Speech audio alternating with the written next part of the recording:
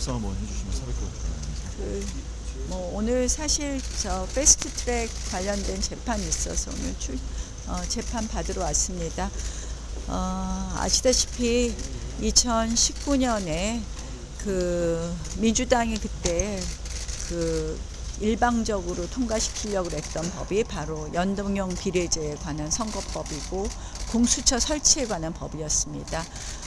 그때 이제 두 가지가 결국 문제가 되었는데 이 법안들이 결국은 대한민국의 민주주의를 굉장히 후퇴시킨 법안들이었죠. 특히 공수처의 경우에 이번 탄핵 과정에서 이 수사권도 없는 내란죄에 대한 수사를 단행하고 영장을 쇼핑하는 그런 모습을 보였습니다. 저는 사실은 그 당시 공수처 설치를 반대하면서 이것이 옥상옥의 기구가 되고 또 공수처를 설치하면서 그때 반대한 이유가 이것은 반드시 특정 정치 세력의 하명수사처가 될 것이다.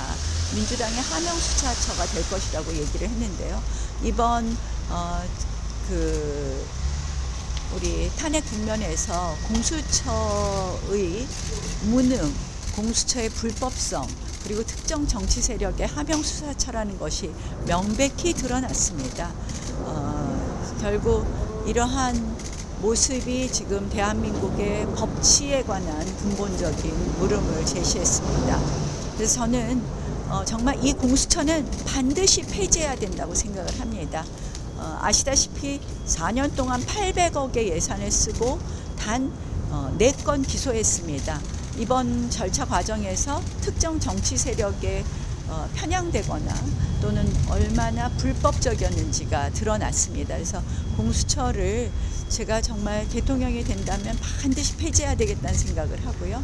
또 그동안 이렇게 보면 영장 쇼핑 같은 것이 마구 드러났는데요.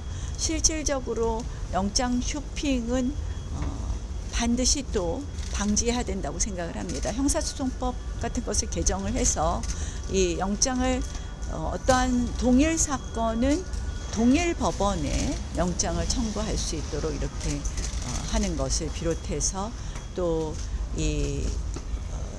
그 영장을 다른 청구한 이력을 반드시 표시한다든지 이런 식으로 해서 반드시 이 영장 쇼핑도 방지하는 그러한 규정도 형사소송법 개정도 좀 해야 되겠다 이런 생각을 했습니다.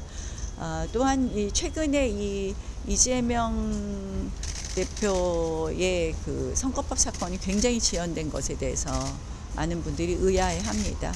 결국 송달을 받지 않거나 재판부를 기피하거나 또는 증인 출석을 고의로 하지 않는거나 이런 여러 가지 재판을 사법을 방해하는 행위에 대해서도 우리가 제도를 개선해야 되지 않나 이런 생각을 합니다. 특별히 또 질문하실 거 있나요?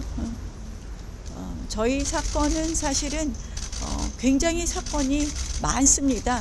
27명이 동시에 기소가 되고 각각의 범죄 사실이 1인당 한 4가지로 크게 카테고라이즈가 되다 보니까 100개의 범죄 사실을 확정하다 보니까 재판이 오래 걸리고는 있지만 한 번도 송달을 받지 않거나 또는 고의로 법관 기피 신청을 한 적이 없다. 성실하게 재판을 받고 있는데 워낙 방대하다 보니까 조금 길어지고 있다 이렇게 말씀드리겠습니다. 전 기자 이영호입니다. 혹시 이명박 전 대통령 예방에 대해서 말씀해 주셨는데 어떤 계획을 갖고 계시고? 그거는 이따가 말씀드리죠. 네. 예. 그럼 현안 관련 질문 하나만 드리면 네, 어제 그 김경수 지사하고 조금 말씀이 있었는데 좀 어떤 이유 때문에 그렇게 말씀하셨고 그다음에 또 어떤 생각을 갖고 계신지 한번 말씀드리겠습니다. 사실은 이제 김경수 지사가 그 연방제와 같은 자치를 이야기했습니다.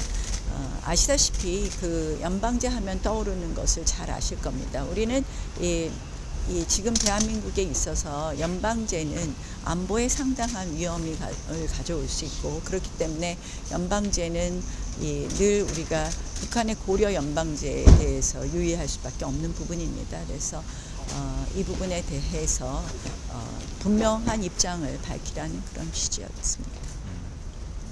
이런 정도 할까요? 더 질문 안 하셔도 되겠습니까?